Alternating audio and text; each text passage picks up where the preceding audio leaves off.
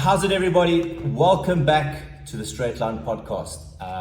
Today we've got a very cool guest here with us, Kent Main. He's going to talk to us about the new team on the block, RKC Collective, and just give us a little bit of insight, what it takes to be a pro, what you require, and South African pro cycling, and what direction is it going, and what our future holds. So yeah, before we get into all the cool nitty-gritties, Kent, welcome to the show. Cool, yeah.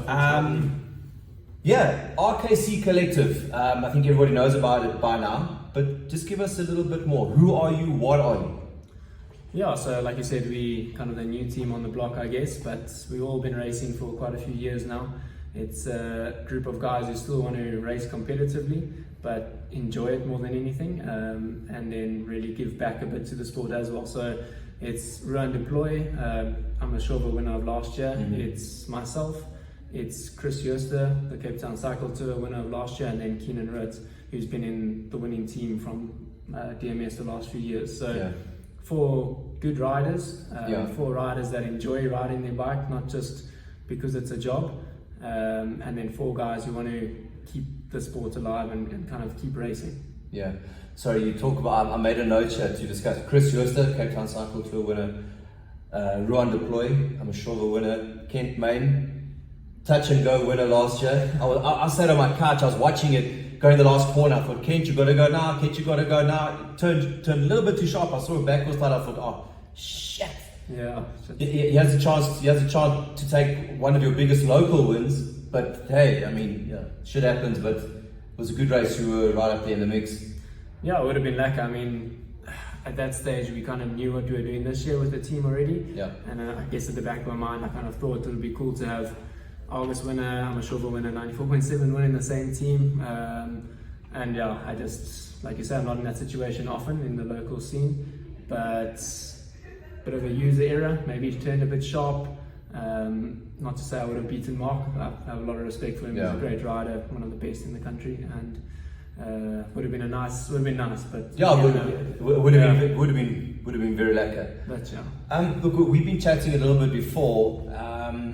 Sponsors and what it's like out there. Just, RKC, you guys seem to have an arrangement agreement now with Cheer Vita. Tell us a little bit more. Who's involved? What's happening with the team? Yeah, so like I said to you earlier, we don't have any massive title sponsor. It's not like we've gone and approached a big corporate company, or we've tried. It's not as easy as it looks, and as we've discussed, it's not an easy thing to do. Yeah. But we basically managed to connect with people that we know. So it always helps to know people in the industry. So the guys at Cheer Vita are backing us really well with full kit sponsorship for the year, and we're really going to be kitted out this year. Our custom kit design is going in now, so it should be made in the next month or so, which is exciting. Just in time for the Cape Town Cycle Tour. Exactly. So that should be done by then. And then we've got smaller stuff. So we've got Met helmets, another one of my old teammates, and it's become a bit of a friend of mine now, David Marais. He's not getting much out of this other than he just wants to help us. He wants to give back a bit to himself as well, and maybe we can give him a bit of exposure with our helmets while we're racing. So Met helmets, and then with Narmit Sport Nutrition, they've just come on board now. So nothing major again, but it's enough to keep us going. It's stuff we don't have to pay for. It's stuff that we can use our limited budget for other stuff like race entries and logistics and stuff. It's crazy how those things add up and stuff. Yeah, very quickly. Race entries are flipping expensive. Yeah, and then from a financial side of view, we're still actually looking for more money, but we've got private investors who are just really passionate about cycling, and they're just doing this to help us, and they haven't really given us any instructions. We need to have their name. They don't actually want to be known, to be honest. They just want to allow us to kind of take this project on, and it's a learning curve for us, and they want to support us. And at the same time, they say, if you don't want to do this race, you don't have to. You do whatever you want to do, which is a nice thing. So it's been a good learning curve. Definitely. And if I have a look at the teams are lining up for 2024. I mean, I think anyone would be unwise or foolish to go, okay, well, those guys who can not factor into any race, in the immediate future now, we're looking at SA road champs. I've spoken to a few guys and some of your competitors who I believe 100% will be in the final split when it comes down to it. I mean, you got the guys, you got the names of Mark Pritson, who's definitely going to be up there in the mix. Steph, if he comes back, and your name in particular has come up on almost everyone's lips. So you've got these big sponsored teams, and you've got a bunch of buddies getting together. Yeah. But also in the same breath, and you come from a good pedigree. The first time I met you and worked with you was 10, 12 years ago at ASG. Yeah. You were riding the junior tour. You're winning everything there. You've then progressed up to the ranks in South Africa. You've gone to Dimension Data, the feeder team. You've done your time there. Spent time with Pro Touch. Raced around the world. So you've got a significant bank to call on. But just now that I mentioned Dimension Data, every young rider goes, I want to ride the Tour de France. You see the likes of Ryan and Daryl and Steph and Louis and that mix. I want to do that. And as a lighty, you did that, I did that. I think every kid out there is thinking the same thing. But we touched on it earlier. It's not easy out there. No, not at all. I think I'm very lucky to have been able to do what I've done. I don't think everyone gets that opportunity. I was, like you said, raced all over the world. I stayed in Italy for a year and a bit with Data, did some of the biggest under 23 races in the world. Yeah. And got my ass handed to me on most of the occasions. Yeah. Every now and then I showed that I probably do have what it takes to make it. Did I make it? No, here I am. Does that mean that I'm upset with how that journey went? No, it's something that I think really taught me a lot, and I think it's amazing to say that I raced around the world on my bikes, saw so many different countries, different cultures, all of that. So that was a big learning curve as well. But it also just shows you that cycling is a massive, massive sport. I mean, if you look at our small local calendar, you compare that to, say, the African calendar, and then you compare that to, say, the Asian calendar, and then American, and then Europe, and how many people are actually trying to make it. When you make it, like Daryl, Louis, Ryan, Stefan, those guys, you know that they're there for a reason. They're not shit cyclists. They're not about their bike, and more than that, they've got their head screwed on, and they can put in the hard work. So I think that's the biggest thing, is it takes a lot of hard work to make it overseas. It's the hard work, of course, but hard work is just one part of it. You need to have a certain mental capacity. You need to have mental toughness, world toughness, because when you're there and you've got this opportunity to try and make the next step, to break into the ranks of the likes of the Tour de France, it's not like, okay, well, everyone will give you a space. No, it's when the high, what's a cliche, the taller the trees, the higher the stronger the winds on the branches. And as you go up that chain and that level, the harder it gets. No, for sure. I mean, like, what is that famous saying? I think it's Eddie Merckx. But it never gets easier. You just get faster or something. So I think cycling as a whole, if you touch on that, is getting faster and faster as years go by. I mean, you look at the guys' power numbers and stuff that they're doing, and it's ridiculous. Like, a simple thing to compare it to is like a sprinter stage. If you look at a sprinter stage at a Grand Tour now, I think you're still climbing 3,000 meters, which is massive. If you did a 3,000 meter race in South Africa, people would be walking up the hill. Like, it's you can't really comprehend what the scale of it is. And guys are doing training camps. I mean, for example, Ryan is already on his third training camp with his new team now. And we're still in January. Second week in January. And so guys are putting in the hard yards. But then, like we touched on it as well, with all of that, you need a bit of luck. With anything, you need some luck. So sometimes it goes your way, sometimes it doesn't. We're talking now about training camps and guys getting faster and stronger. I was watching a podcast the other day with Mark Cavendish, and Cavendish was saying, like, the Autobus in the Grand Tours, I mean, those guys are going up the mountain passes significantly quicker than the winners of these Grand Fondos. The Grand Fondos will ride certain sections of the Tour de France, certain stages, and then, it's essentially for pro-am type of riders, and the winners of those races, they're considered the climbers and the strong guys, they are still minutes behind the Autobus, where the sprinters are dragging themselves over the top. So the level at the top level is absolutely through the roof. No, exactly, and that's why I think if you look at a guy like Mark Cavendish, he's probably a good example. He was racing, 10, 15 years now at the highest level. Yeah. Obviously winning everything now, but then still winning now. But he's experienced it all, and he's telling you how much it's getting harder and how much it's getting faster, and the different tactics and the kind of the hierarchy is changed. It's not like I'm Mark Cavendish, you must give me a word. No. If the young 18-year-olds in the group now, he's going to go right in front of him and just be like, well, there was a gap, Yeah, sorry for you. So the whole sport is changing quite dramatically, I think.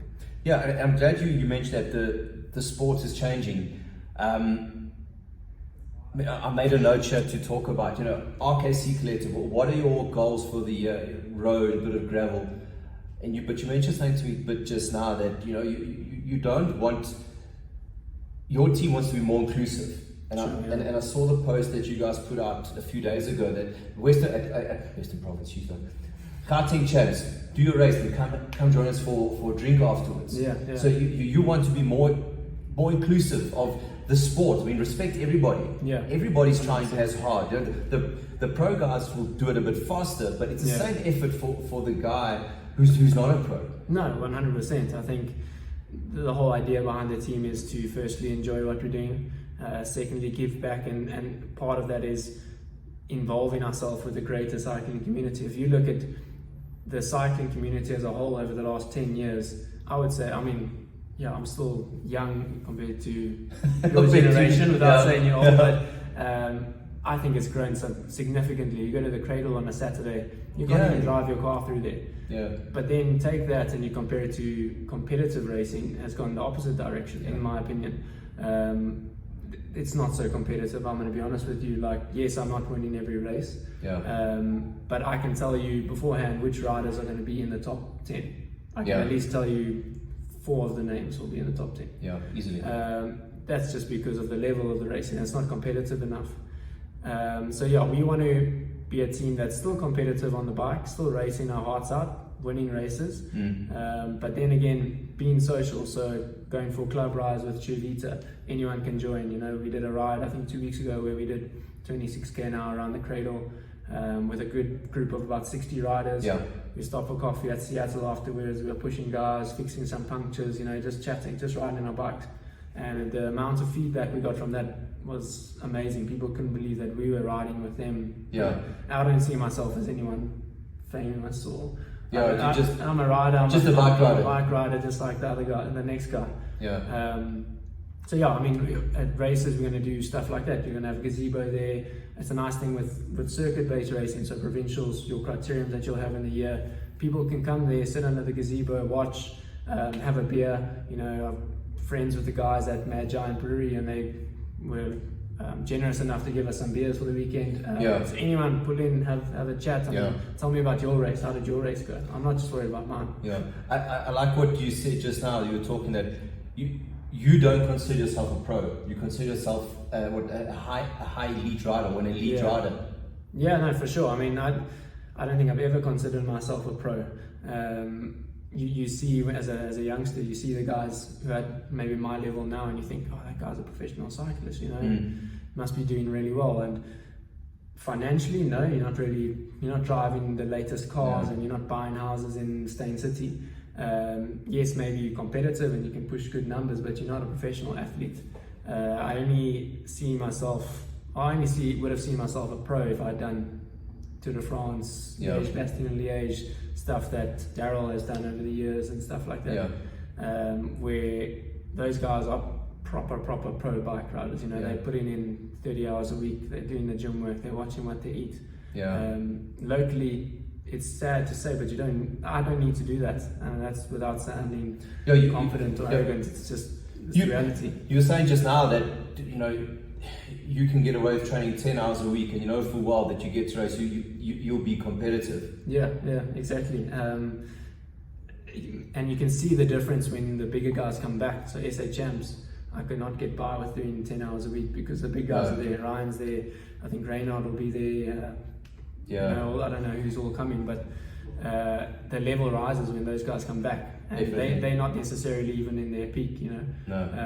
Whereas in, for example, 94.7, I wasn't training a lot, but yes, I was in the top few guys going into the last corner. Yeah, but you could see it when you put the hammer down going up to Hyde Park. Hyde Park, yeah. I mean, you went.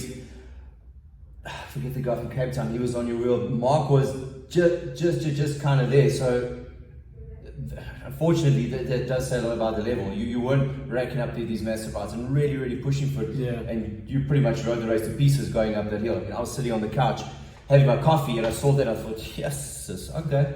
Yeah, I mean, I think, like you said earlier, I've been lucky enough to race around the world, so I know what. Yeah. I think I've learned a bit of racing craft in a way, Yeah. which helps. But then again, in doing a race like that, it's short. It's 2 hours. I mean, 2.5 hours max. You don't Yeah. train that much. They always have that analogy. If you're doing a 6-hour race, you're not going to go train 6 hours every day. It's not practical. No. So a 2-hour race, you don't need to train 2 hours every day, but I mean, it's very practical to do that. You could train 2 hours a day. And I was watching, sorry, I'm interrupting you. I was watching a podcast the other day with, I think it was the Roadman podcast, and he had Greg LeMond on them, and Greg LeMond said a whole lot of things, but the one thing that stood out to me was that he was saying that if he could go back to when he was training and knowing what he knows now, he said he would have done half the amount of hours, but a lot more intensity. No, sure. So, sure, the sports evolved, bikes have evolved, training has evolved, the methodology behind training, the metrics behind training, everything has changed so much. But if it stood out to me that a guy like Greg LeMond, he won the Tour de France how many times, and he's saying that. Exactly. I mean, and that comes down to the science behind it is evolved. People are getting smarter. They know what it takes, you know, nutrition and stuff. Guys are eating a lot more. I think back in the day, they would try and go on water and don't need anything. Yeah, you've got to get lean. Yeah, come back, you don't need any food. So. Yeah. Now we're talking about getting smarter and evolving with the times. I've advocated this for years. I'll keep on advocating this for years to come for young riders. Now, here you are. You've been to a high level. You're back in South Africa. You're winning races. You're competing in races. So you can, when you give an answer to this, it's a qualified answer. Like, what's your take on when riders, when they finish school, should they start studying, start an apprenticeship, start a working career and train? Or if you want to be in the Tour de France, fuck everything else, I'm going straight, do 6 hours a day every day. What's your opinion on that? Yeah, that's a good question. I started studying straight after school. Not straight, I think I took a gap year or so, and then I did online through UNISA, but I never actually finished my degree. If you ask me now, I would say I should have finished my degree. Now I'm coming to a part where I'm done with proper international racing. I still want to race competitively here, but I don't have a degree behind my name to go and approach a company for a proper job. You know, you got to hustle. I think cycling teaches you how to hustle. Is it possible to do it? I definitely think it is possible. I bring up Ryan quite a few times, so we're quite good friends, but he's got a degree. I don't think a lot of people know that. He's got a degree in like business, something fancy, you know. Like he's also got his head switched on, but screwed on, but you know, it's definitely possible to do both. I mean, so we were saying now, like Louis Blankies, same thing, he's got a degree. Ryan got a degree. Daryl got a degree. I forget the name, the Ineos rider, he finished 5th in the Tour last year. So, the Spanish rider, the young guy. He's 21 years old, he ran 5th in the Tour de France, and he's got an engineering degree. So if you're 21 years old, riding in the Pro Tour, 5th in the Tour de France, and an engineering degree, if he can do it, there's no reason why anyone else shouldn't do it. And you know, the sport of cycling, when you're a youngster, you in your head, I'm going to the Tour de France, I'll win stages, I'll win the Tour de France. In your head, you believe it, and you genuinely believe it. But only a very, very, very, very small percentage of people actually get there. That's like we were saying earlier, the amount of people around the world who are trying to make it, and the percentage you make it, I mean, you can do the maths or whatever behind it, that percentage must be very low. Those who actually make it. And also another thing with, you know, if you are training, you know, a high load, you know, it's you wake up, you think you're thinking the training, you're thinking this, I've got to do this, I've got to do that. You've got to get all your stuff together. You do 5 hours on the bike. You come back, you have a recovery. You still got that time in the afternoon. And I think it's important to do that for many reasons. Obviously, you need to further your career because cycling will come to an end one day. What are you going to do? And you need a positive off switch. Yeah, because it's cycling all the time, training all the time, racing all the time. You need to switch off and focus on something that's going to add value and positive, and not destructive to your to a cycling.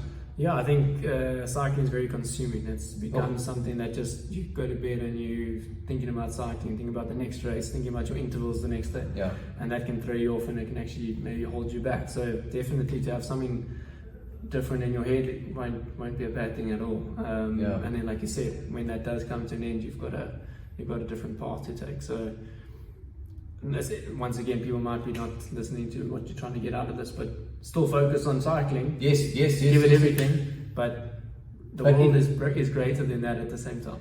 24 hours in a day, you're sleeping between 8 and 9 hours a day. 24 minus 8 is 16. So let's say 15 hours. You are on your bike 5 hours a day, and there's not many people who train 5 hours every day. So 15 minus 5 is 10 hours. 10 hours a day, that's surplus, which is nearly half of the 24-hour off the window. And even if you can afford to spend 2 to 3 hours of that, just learning something, improving yourself, you still got time for boyfriends, girlfriends, having a social life. Yeah. You still got time for that. But like you said, cycling is very consuming, and very often if you try and consume it, it consumes you and it chews you up and spits you out. Yeah, here we are. You're talking down where you are and what you've done, but I think with what you've achieved in your cycling career to this point and listening to what you're saying, you still got a hell of a lot of value to add to South African cycling, in the sense that there's a lot of 14, 15, 16-year-old kids that are watching this thing. I want to be a pro rider and I want to get there, but how do I get there? What do I do? I train, I do my intervals, I do this, I listen to my coach, I listen to my club, we race. But I encourage the youngsters like that, come talk to Ken. Ken's a likable guy. He's not going to look at you and go, who's this kid? He's the opposite of that. And if you want to know what it's like, Ken will tell you what it's like. And clearly you can hear what he's saying. He's not ashamed of, I didn't make it. He comes out and says, I didn't make it. He's not, well, if this happened or that happened, I would have made it. Ken's not like that. And that is where someone like you can add massive value to South African cycling. Yeah, and I think that would be nice to do that. Touching back on your criteriums and what you're doing for the sports, I think, and we spoke about it a bit earlier, is if everyone kind of contributes and everyone gives their 5 cents and a bit of effort, things will change and we'll get things competitive here. We'll get spectators watching. I mean, I think the last proper competitive thing I did here was the Zoo Lake Crit, which was sponsored by MTN around the streets of Jan Smuts, Craighall area. The full road closure, full on sponsors from MTN. I think the road was closed for the whole day. It was televised. It was massive. And if you can get the sports going back in that direction, get people watching it, eventually get it onto TVs, eventually get it onto YouTube, eventually do all that stuff. People can sit and watch and be like, oh cool, this is what they're actually doing. Whereas if you do a race out in Johannesburg now where it's 120 k's if that, and you're doing 50 k's, conventional thing. It's pointless of someone coming to watch you. And I've been quite vocal about this. I'm going to keep on being vocal about this. These mass participation events, somewhere along the line, the sport of bike racing, these mass participation events, it's kind of been hijacked. So if you're an elite bike racer, to do a 100k ride out there, I don't want to say waste of time, but it doesn't add value to the overall growth of the sport. If you are Mr. John Smith, a fun rider who puts in his hours before work and does what he can, you do 100 k's and you crack in 3 hours, yes, it's like that. A bit later you crack in the 3 hour 30 miles. For a person like that, the mass participation event is fantastic, but for the sport of bike racing, I don't feel it adds. I think it's detracting away from what can be done. There's almost like two sides to it. It's like you have to have that side. That's where the interest is going to come from. That's where the development, those people are going to have children and they're going to want to be cyclists.